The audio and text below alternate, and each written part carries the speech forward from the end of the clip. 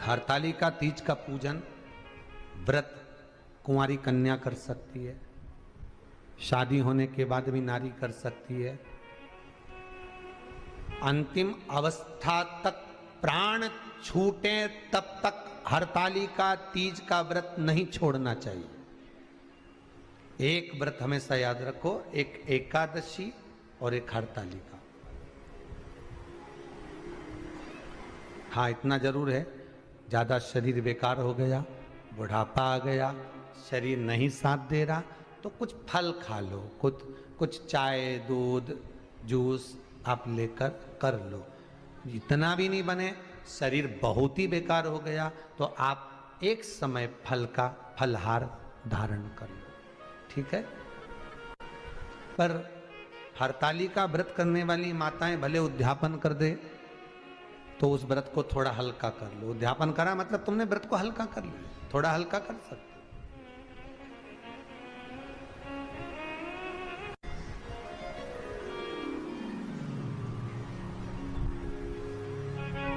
हरतालिका तीज का जो व्रत का उद्यापन करते हैं उसमें 5 चीज रखते हैं ना, 5 कपड़े स्त्री के, 5 कपड़े पुरुष के, 5 तरह का अनाज, 5 तरह का फलहार, 5 तरह का फल।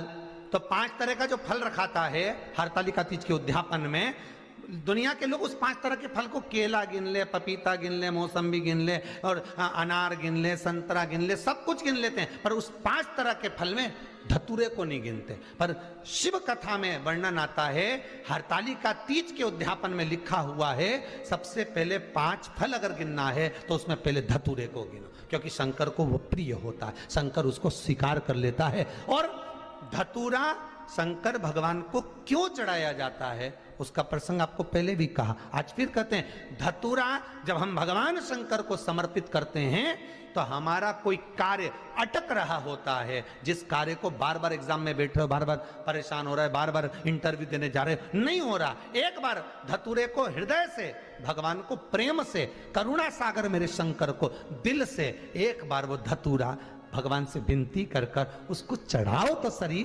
भगवान तुम्हारा कार्य सफल कर देगा। पर दिल से चढ़ाना, हृदय। हरतालिका तीज की पूजन करने वाले को चाहिए कि बालू का, मिट्टी का शिवलिंग बनाना चाहिए।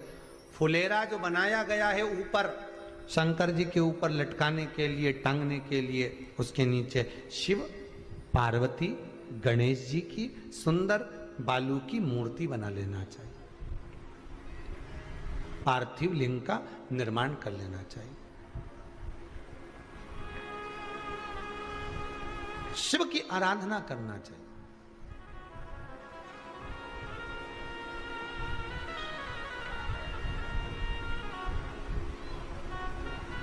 जो फल आपके पास में हो शंकर को समर्पित करना चाहिए, पूजन करना चाहिए,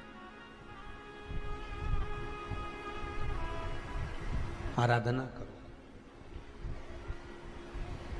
सबसे पहली पूजन हरतालिका तीज की प्रदोष काल के अंतर्गत हो जाना चाहिए, शाम के समय पर। प्रयास करो प्रदोष काल के समय पर पहली पूजन हो जाए तो ज़्यादा अच्छा।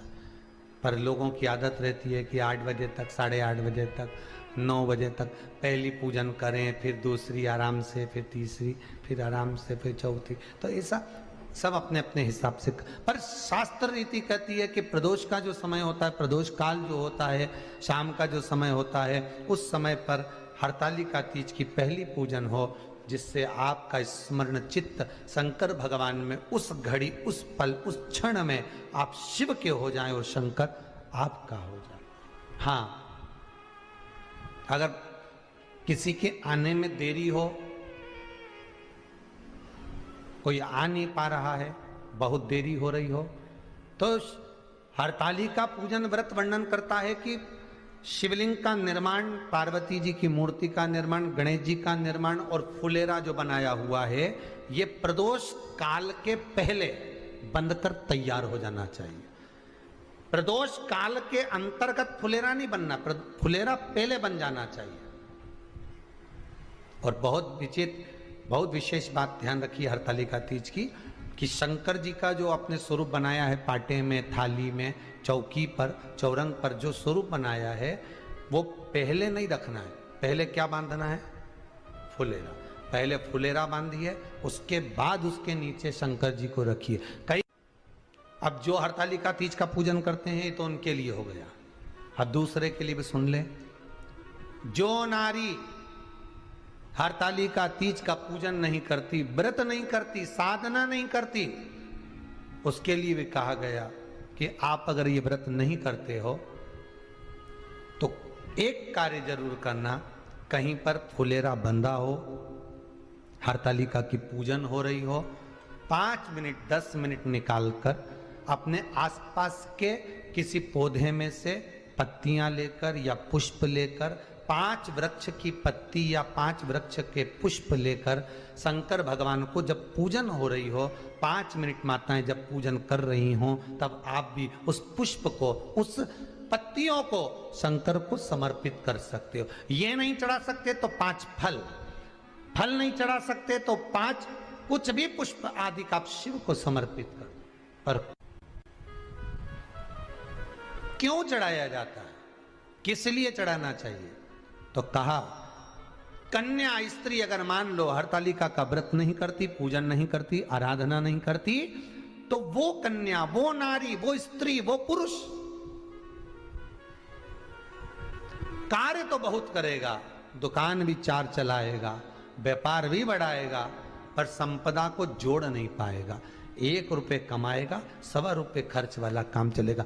हस्त नक्षत्र में जो तृतीया पड़ती है, हस्त नक्षत्र के अंतर्गत जो तृतीया का महत्व कहा गया है, वो संपदा को बढ़ाती है, मनोकामना को पूर्ण करती है। इस नक्षत्र के अंतर्गत जो तृतीया आती है वो मनोकामना को पूर्ण कर कर चली जाती है। इसलिए शिव की आराधना के लिए प्रथम मानी।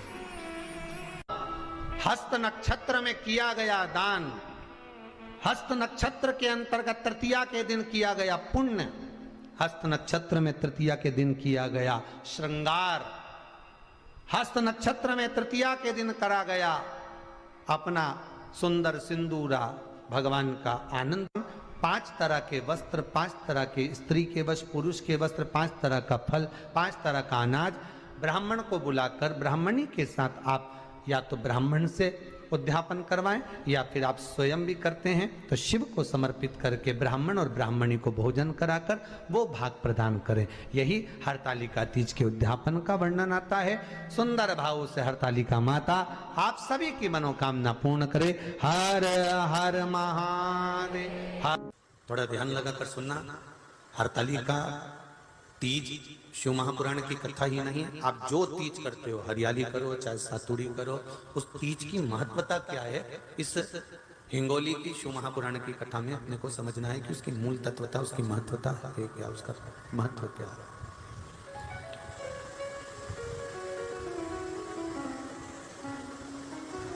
भगवान ब्रह्मा, भगवान विष्णु और भगवान शिव, इन तीनों की जो अर्धांगिनियां ब्रह्मणी, लक्ष्मी और पार्वती, इन तीनों ने तप कर कर, साधना कर कर ब्रह्मदेव को, भगवान विष्णु को और भगवान शंकर को प्राप्त किया।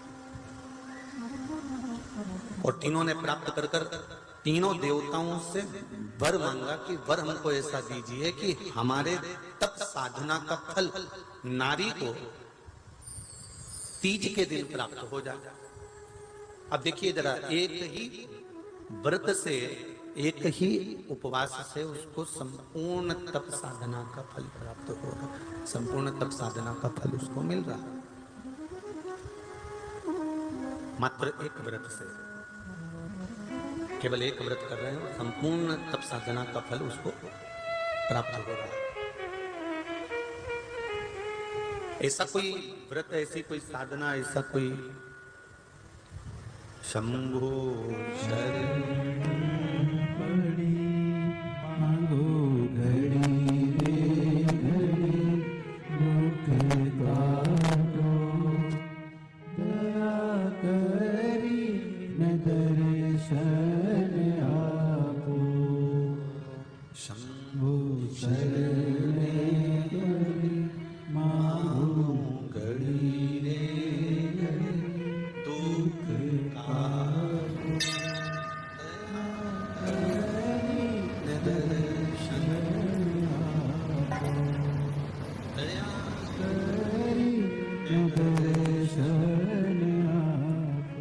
तो ब्रह्माणी ने ब्रह्मदेव से मांगा, लक्ष्मी जी ने भगवान विष्णु से मांगा, पार्वती जी ने भगवान शिव से मांगा कि ऐसा वर दे दीजिए जिस वर से एक ही व्रत करने से संपूर्ण फल की प्राप्ति हो जाए, संपूर्ण फल मिल जाए। ऐसा एक व्रत का फल दे दीजिए, मात्र एक व्रत का। अब देखिए, हरियाली तीज करने वाली माताएं थोड़ा ध्यान से सुनना।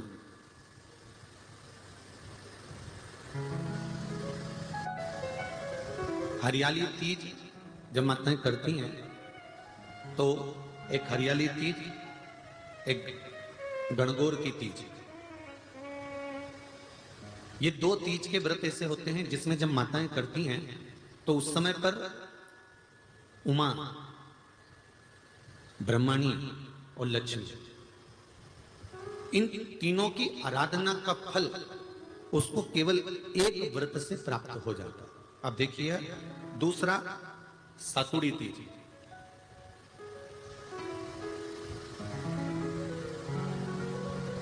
इसमें उमा और महेश्वर, उमा और महेश, ब्रह्माणी और लक्ष्मी, इन चार के व्रत तप का फल एक साथ सातुड़ी तीज के दिन प्राप्त हो जाता है। अब एक आती है हरतालिका तीज। आप लोग करते हो हरतालिका? यहाँ लोग करते कि नहीं करते? करते हैं यहाँ पे हरतालिका? कौन कौन करता है? जरा हाथ उठाओ तो जरा। अरे सभी करते हो, रखो रखो, बहुत बढ़िया, बहुत अच्छी बात है। एक आती है हरतालिका तीज। इस तीज का व्रत माता पार्वती बेल वृक्ष के आनंद के साथ में फुलेरा बनाकर करती है, और जिसमें इस हरतालिका में माता पार्वती जी के जितने जन्म पहले हुए हैं, माता पार्वती का जन्म तो 52वें नंबर का, 52 नंबर पे माता पार्वती का जन्म है। इससे पहले तो माता के 51 जन्म पहले हो चुके, 51 जन्म माता पार्वती का पहले हो चुके। तो वो जितने जन्म माता पार्वती पूर्व में ले चुकी हैं, ब्रह्माणी जितनी बार ब्रह्मदेव के साथ में विराजमान हो चुकी हैं, इंद्राणी जितनी बार इंद्र के साथ विराजमान हो चुकी हैं, और लक्ष्मी चाहे वो राधा के रूप में हो, चाहे वो रुक्मणी के रूप में हो, चाहे वो सतभामा के रूप में हो, चाहे वो यमुना के रूप में हो, चाहे वो गंगा के रूप में हो, जितनी बार माता लक्ष्मी ने रूप धारण करे हैं वो सब रूप में, और माता पार्वती अपने सारे रूप में, ब्रह्माणी अपने सारे रूप में, लक्ष्मी अपने सारे रूप में इस हरतालिका तीज के व्रत को करने के लिए आतुर रहती हैं। और इस व्रत को कर कर एक दिन में ही संपूर्ण विश्व का जितना तप है, साधना है, उपवास है, सबका फल एक साथ एकत्रित कर लेती हैं केवल एक व्रत में, हरतालिका तीज। अब एक बात ध्यान से सुनिएगा, सारे व्रत, आपका अगर स्वास्थ्य खराब हो गया तो आप व्रत छोड़ सकते हो। जितने भी व्रत आप लोग कर रहे हैं पूर्व के, सोमवार, मंगलवार, एकादशी, छठ, पंचमी, चतुर्थी, अगर आपका स्वास्थ्य खराब है तो आप उस व्रत को छोड़ सकते हो, सारे व्रत को छोड़ सकते हो। पर तीज का जो व्रत होता है, हरतालिका जो व्रत होता है, ये व्रत एक बार लेने के बाद जब प्राण छूटते हैं तभी ये व्रत समाप्त होता है, अन्यथा बीच में ये व्रत समाप्त नहीं। ये व्रत समाप्त होता ही नहीं। अगर शरीर से नहीं बनता कि अब हमारी अवस्था हो गई, अब शरीर से नहीं बन रहा है, तो भले एक पहर की पूजन कर कर, एक पहर का नियम धारण कर कर, एक पहर का स्मरण कर कर, एक पहर का पूजन व्रत धारण करो, और उसके बाद में भले आप थोड़ा सा जो भी आपको लेना है वो कर लो, पर इस व्रत को करना ही पड़ता है। इस व्रत का नियम ही यही है। इस व्रत पार्वती मैं तुम्हें प्राप्त हुआ हूं, यह हरतालिका तीज के व्रत का फल है। शिव जी कहते हैं पार्वती, जो नारी हरतालिका तीज के व्रत का स्मरण करती है, फुलेरा जो बांधा जाता है उसमें 5 माला से ज्यादा माला लटकना चाहिए, 5 से कम नहीं। कितनी?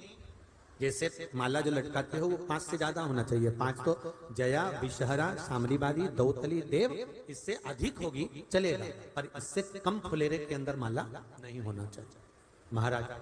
दूसरा, फुलेरा जहां हरताली का व्रत हो वहीं पर बांधा जाता है। हरताली का तीज का व्रत एक ऐसा व्रत होता है जो मरते दम तक रहता है। इस व्रत को छोड़ा नहीं जाता। ये नहीं किसी और वाले गुरुजी ने कहा और अपन ने एक बार कर लिया और अगली बार वो व्रत गायब हो गया, ऐसा नहीं होता। हरताली का तीज अखंड सौभाग्य के लिए, वंश वृद्धि के लिए, कार्य सिद्धि के लिए और कुंवारी कन्याएं उत्तम वर प्राप्ति के लिए, आनंद सुख के लिए करती हैं। ऐसा नहीं है कि केवल स्त्री ही करती है। जब नारी किसी कारणवश व्रत नहीं कर पाती तो पुरुष इस व्रत को धारण करते हैं। 30 अगस्त को, यही 30 तारीख को, कल 29 है, परसों 30 तारीख को हरताली का तीज रहेगी। आप सब अपने हृदय से, मन से इस व्रत को कर कर अपने जीवन को सार्थक बनाइएगा। जो करते हैं, कितने लोग करते हो, जरा हाथ उठाइए। हरताली का तीज इतने सारे करते हो, अरे वाह, कर लो, प्रणाम प्रणाम, आपको बहुत बहुत नमन करता हूं, बहुत बहुत सारा। फुलेरा बांधते हो? नहीं, अब की बार बांधना। मंदिर में करते हो तो मंदिर में, घर में करते हो तो घर में। फुलेरा वंश की वृद्धि करता है, फुलेरा अखंड सौभाग्य देता है, फुलेरा मन की कामना को पूर्ण करता है। जो बेटियां जिनका विवाह नहीं हो रहा हो या बेटे जिनका विवाह नहीं हो रहा हो, वो 7 स्थान पर कहीं फुलेरा बंधा हो तो फोन लगाकर पूछना कहां बंधा है, वहां का दर्शन करना। एक फूल में हल्दी कुंकू लगाकर शिव जी को चढ़ाकर फिर वहां से जाना। 7 स्थान के फुलेरे का दर्शन अवश्य करिएगा। जो व्रत नहीं करते हैं उनसे निवेदन है, कहीं हरताली का हो रही हो तो वहां बैठकर अगर भजन हो रहे हो तो थोड़ी देर भजन गाने चले जाना। अपने मोहल्ले में, कॉलोनी में, सोसाइटी में कहीं हरताली का तीज का व्रत हो रहा हो तो 2-4 मिनट जाकर दर्शन जरूर करना, जिससे भोलेनाथ आपका अखंड सौभाग्य करे और आपके मन की कामना पूर्ण करे।